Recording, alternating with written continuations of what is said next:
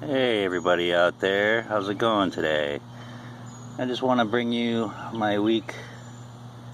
Good Lord, I don't even know where we're at. I'm getting close to 100 days on this little permaculture garden I got going on here, and I wanted to give you a quick tour. It'll be quick because it's been raining constantly. The grass is like growing really fast in the yard. I need to get out here and mow in a little bit when it dries up a little bit. But for now, let's just give you a quick tour of the garden. Like I said, reaching day 100 pretty soon here. So definitely established and just going crazy and thriving like it's nobody's business. So welcome to my little utopia here. Things are looking good with the sale of our home, and we'll be closing in less than a month. The new owners are vegetarian and are totally enamored by what's going on here, and I am going to enjoy giving them pointers and showing them how I got this going and how I've pretty much left it alone. And there's no lack of food here for harvesting and being healthy. So this first bigger bed, this pumpkin vine, this is one pumpkin vine that's spread out all throughout this thing, and it's basically getting in the way of walking around. It's really hard to tiptoe through here now. It's just crazy, and it's planted right into the Back to Eden part, which is wood chips on top of cardboard on top of sand, and it's decomposing well, so the pumpkin is very happy. There's a little bit of browning of leaves and stuff over there, I'll show you in a minute, but this first bed is basically the reused straw bales from last year that were decomposed down to almost nothing, and essentially it just turns into really great soil that you can plant into. Got all kinds of these interesting flowers happening here, bringing in lots of little pollinators. Whole bunch of stuff in here. There's onion peeking through there, some cherry tomatoes, a red cabbage. You look a little further down, there's a yellow cabbage. We've got a cranberry hibiscus, or hibiscus sabdorifa. This looks like an avocado that, I don't know, I guess I just put the seed out there, and it's a Hass avocado, so I doubt it'll ever produce anything, but that's going to turn into a tree. I'm not going to want to have that growing up into these power lines, but yeah, I'll just leave it for now. I'll let them deal with that. It'll take a while for it to get big enough. All kinds of big tomatoes poking out of here, finding their way to the sun. There really is no such thing as competition, in my opinion. That's just a human perspective that kind of needs to go away, also, in my opinion. These are my opinions only. Please don't accept this as the doctrine. But obviously, you know, things grow fine, very close together. You know, I mean, and they produce. There's even a bush bean in there that's, you know, hidden. So if it can find the sun through all this filtered weeds and dill and everything else, then why worry about the weeds? Yeah, you might get more food, but you're not really doing anything to help yourself. These sugar snap peas are starting to dry up. I'm gonna let that go. They're sort of falling over the edge. Here's another one, and I'll take those few that are there and pluck them off when they're dried up and save the peas out of the middle and replant them. Like I said, this pumpkin is just prolific everywhere. It's lining all through here. And the actual place that it starts is over here, I think. Yeah, these are the more mature parts of the stem, and it just wraps around and entangles itself and holds itself up, and roots all over the place, all throughout here. More of these flowers. I don't know what this is. Kind of looks like mint, but I doubt it. Maybe. I'm not going to put it in my mouth though and risk eating a weed, because that's never fun. I sort of backed all these radish seeds out of here so these cherry tomatoes could find some air and some light, and eventually I'll pull them out of there. But I wanted to let them go to seed.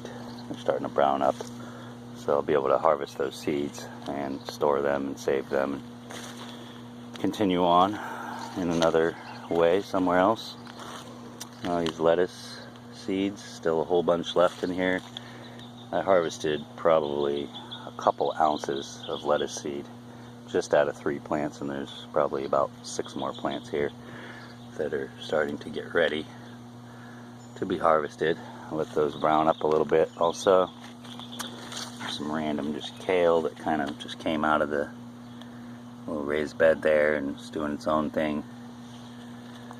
Not very impressive, except for the overgrowth. It's just crazy. This herb garden has just totally taken off.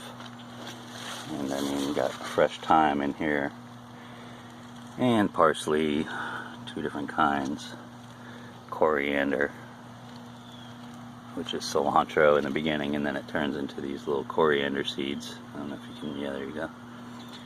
And it's a great spice to use, or you can just replant them. So that's flowering really nicely and towering all the way from the bottom there. Over in this one, all kinds of good stuff. Some oregano. Sorry about the changing in light. It's early morning here and the light is very harsh right now, but the garden doesn't mind. My pumpkin that I showed in the last, look how quick this thing is. I mean, that thing is just huge now, and it's not dying or rotten. It might be catching some stuff on the bottom there, but no worry to me. I don't know if I'll be around to see it turn orange or whatever color it's going to be. It might even be a gourd for all I know. Well, all pumpkins are gourds or squashes essentially. It's just different words we give things. Straw bale garden this year is looking amazing. Got black eyed peas on the end here, whole bunch of tomatoes. I'll have a little morning snack. I really like these. I have no idea what kind they are, but they're a cherry variety. Pick one off of there. Rub off of any dust that's on there. It's organic, and I'm not too worried about. Oh my god, that was so sweet. And it's producing heavily all over the place. San Marzanos are doing really well this year. Not as big as I would have hoped, but that's probably because I haven't gone through here and plucked any of the suckers. I think that's an old German back there.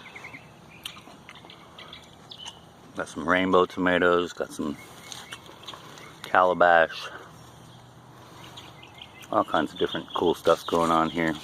No idea what kind of variety that is. They're all marked with tags, but who knows? You know, I go through and try to be organized in the beginning, and then it turns into this crazy stuff that I've got to try to walk my way through. No complaints though.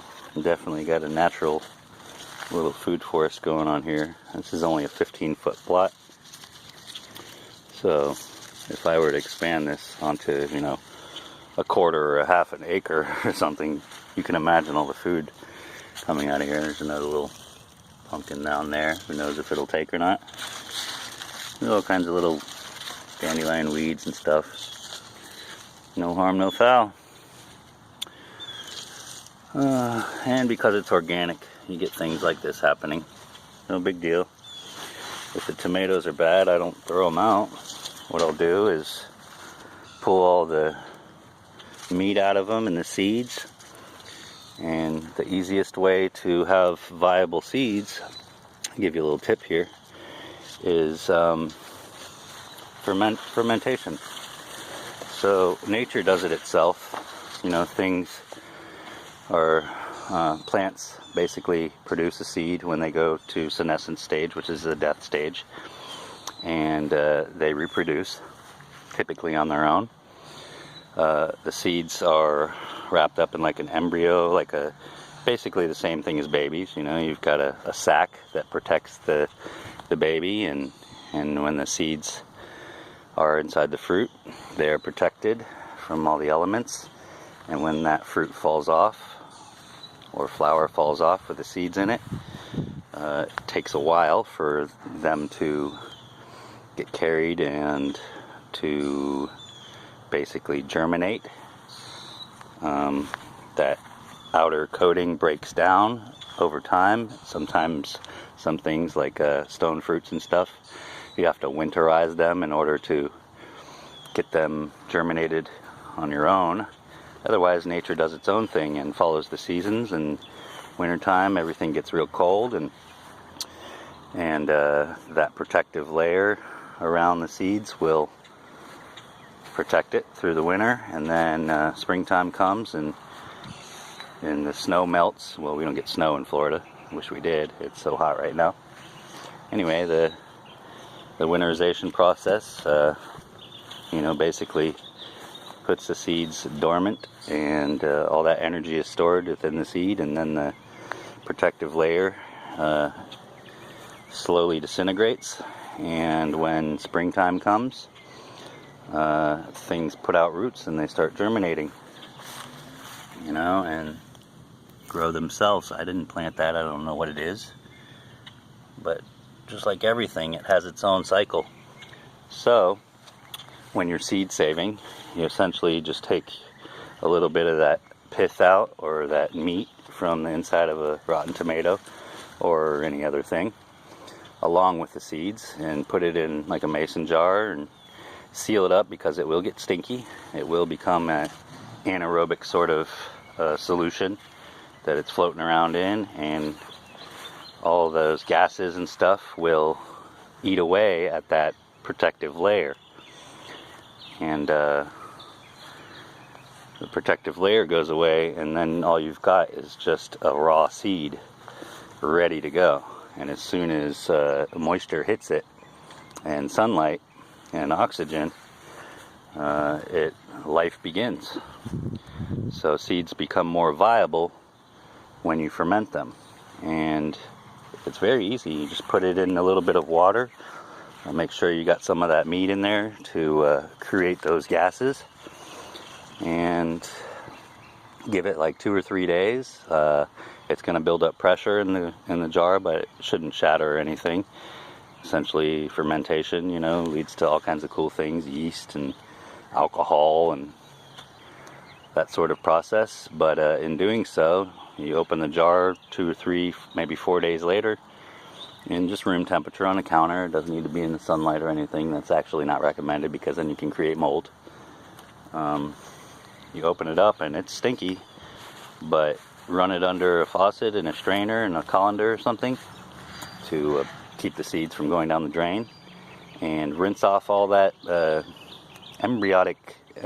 embryo, I guess you would call it. I don't know the correct term, but that protective layer, you rinse it right off, and a lot of it just separates itself, and you've got seeds. Then you separate, all that plant material from the seeds, and then you would put them like on a paper plate or paper towel or something, or just out on any surface that's dry, and dry them out, and that makes your seeds very viable.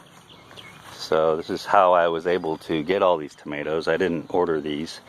I ordered some of the cherry tomatoes in these raised beds, but all these in the straw bales were seeds from heirloom varieties that I saved last year, and some of them I was able to actually identify and separate from the pack, and create categories of this type and that type. And then sometimes I'll just come out here and harvest a bunch of tomatoes and take all the rotten ones and just combine them together and ferment them all together and store them that way as assorted heirloom seeds. And it doesn't really matter what I get, because I'm not in this to go to market and be specific on what I'm growing. I'm in this to grow food for our family.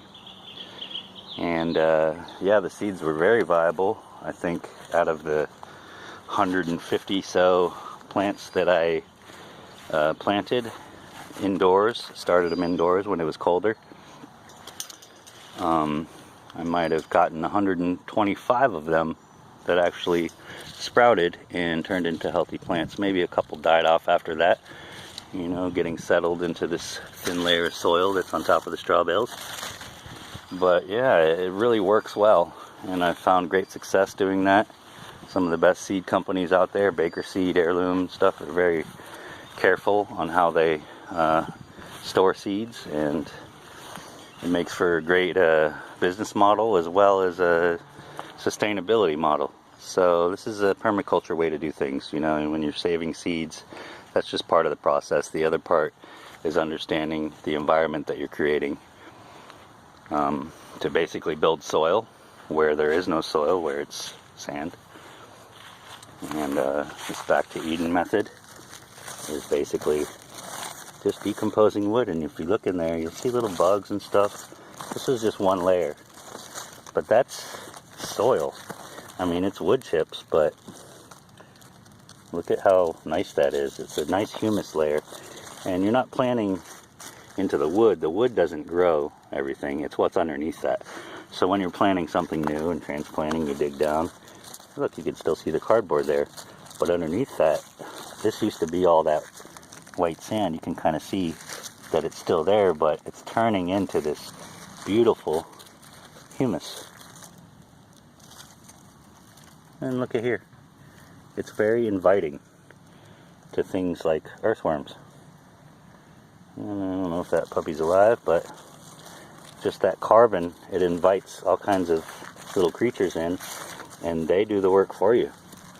So there's no need to till this stuff. There's no need to plow rows and do things conventionally. This is the way nature works.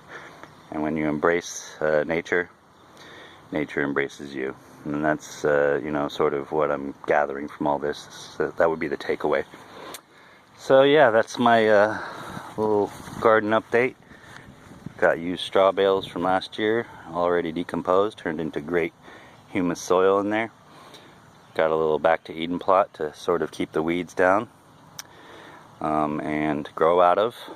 You know, the pumpkin does well, but you know, you keep layering this stuff up lasagna style year after year. When it goes dormant, that's when you lay down your new wood chips and just layer it, layer it, layer it, layer it. And the thicker it is, the more organic matter is happening underneath there. You got a nice fungal layer that kind of keeps everything tied together. It's like the teeth of the forest, essentially. And don't mess with it. Just plant into it, you know, dig down into that dirt. Plant your seedlings and your seeds right into it. Wait for them to catch the light and strengthen up. Put a little bit of wood chips around them to protect them from the harsh sun and elements, and the stuff will just grow and reproduce and go through the stages of life, and you'll have no lack of food. And doing this organically, yeah, you got to be mindful of pests coming in and destroying everything, but when you're planting so many different varieties of food and plants, it's creating this environment that makes harmful pests confused. It basically staggers their normal routine, and they get confused, don't know what to eat, and in doing so they get lost in this sort of garden like I do, and they get eaten by the predator pests that are actually beneficial to the garden. And the worms take care of the soil underneath, and it kind of just takes care of itself. I mean, I have this thing on a soaker hose, and it waters a few times a day. Very little bit of water I'm using, but that's just to keep it moist because we're in Florida and it gets so hot here and dry, and we do suffer droughts from time to time, so that's just an added thing. But I've seen food forests that people don't water, they don't fertilize, they don't spray any pesticides. They might go through and pull some weeds every now and then that are invasive, but pretty much you can just let this stuff go once you get it established and just keep adding on to it every year. This is all annual stuff. There may be a few perennial things, you know, I'm not really sure which things would stick around and continue to produce year after year and get stronger and more mature and more delicious. But that's just part of the learning curve. You learn what works, you learn, you know, how annuals produce and die off, and a lot of this stuff will just end up getting chopped up and put right onto the wood chips as an additional layer of organic material. And in doing so, you're just creating a natural environment for plants to thrive. And you're eliminating this kind of stuff that just leaches all the minerals and stuff. There's no nutrition, essentially. That would be like eating a piece of white bread, whereas that would be eating like whole grain ancient oats, spelt and things like that. So you just learn the process of nature and mimic that with the way that you put it all together, and you create life from death. So that's my update. 20-minute long video. Sorry about that. I hope it didn't drag out and it wasn't too boring and I didn't pan the camera too much. Yeah, just wanted to show you guys what's going on here, and I hope you enjoyed it. If you get any questions about this process, please let me know.